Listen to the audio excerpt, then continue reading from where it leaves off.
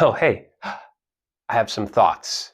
My first thought is this ugly green chair really isn't that ugly. It's actually kind of nice. My second thought is about what it means to be a shepherd. And the reason why I have this thought is because in the Liturgy of the Hours, which is an official prayer that priests and religious men and women and lay people pray, in the Liturgy of the Hours earlier today, I read from St. Augustine these words. He's talking to his people. He says, I must distinguish carefully between two aspects of the role the Lord has given me. The first aspect is that I am a Christian. The second, that I am a leader. I am a Christian for my own sake, whereas I am a leader for your sake. The fact that I am a Christian is to my own advantage, but I am a leader to your advantage. Many persons come to God as Christians, but not as leaders. Perhaps they travel by an easier road and are less hindered since they bear a lighter burden. In addition to the fact that I am a Christian and must give God an account of my life, I, as a leader, must give him an account of my stewardship as well. And then later, as I was continuing to pray, as I prayed daytime prayer, I read the beautiful Psalm 23, the Psalm of the Good Shepherd. The Lord is my shepherd, there is nothing I shall want. Fresh and green are the pastures where he gives me repose. And so I was thinking, what does it take to make a good shepherd? Well, obviously, it's a person after the heart of Christ because Christ is the shepherd. But what else? Well, I think it takes somebody who is conscientious. And what I mean by conscientious is somebody who is always thinking, how can I do better at what I'm doing? And how can I take the tasks in front of me and just do them to the best of my ability? I think also for a good shepherd, you need somebody who is creative.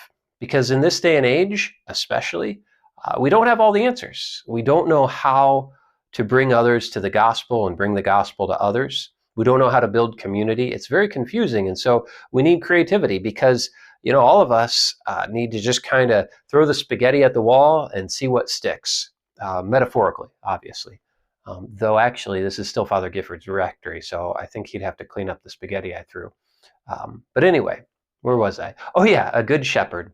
A good shepherd also, I believe, has to be joyful. It has to be a person who is willing to share joy and a sense of humor.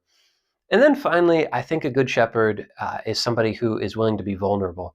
Jesus Christ shared his life with his disciples as he walked with them, as he spoke with them. He was vulnerable. He opened up until even the Last Supper, where he literally gave them his heart. And we hear that beautiful high priestly prayer.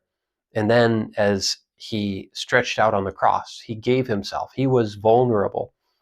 So all of those are characteristics of a good shepherd, which of course makes me think about my friend Father Daniel Gifford, who usually sits in this chair. Father Daniel Gifford is all of those things, and I know that because I have known him for a long time. I've known him ever since the year 2005. Some of you are going to say, well, that's not that long of a time, but we're both in our mid-30s, so that's a long time for us. And in 2005, Father Gifford came to the seminary where I was, and we were classmates, and we had rooms right next to each other. And for most of our years in seminary, we had rooms right next to each other or across from each other. And I came to know him very well. And I've known him throughout his priesthood, and then especially through his time at St. Louis here in Princeton. And during his time at St. Louis and Princeton is when he first got to be a pastor. He first got to lead and guide his people. And I know that things haven't always been easy for the parish here, and I know that it hasn't always been necessarily the easiest thing. But I know that he loves every single one of you.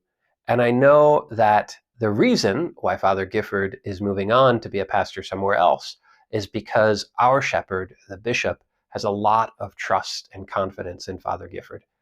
And so I just really want to say thank you to Father Gifford for being my friend, for blazing the trail, and for allowing me to pick up where he left off and to carry on the vision that Christ inspired in him. I really look forward to being the shepherd here at St. Louis, and I ask for everyone to pray for me But I also ask that we pray for Father Gifford as he moves on and he continues to be the good shepherd after the heart of Christ that Jesus made him to be. Now I'm going to go clean up that spaghetti.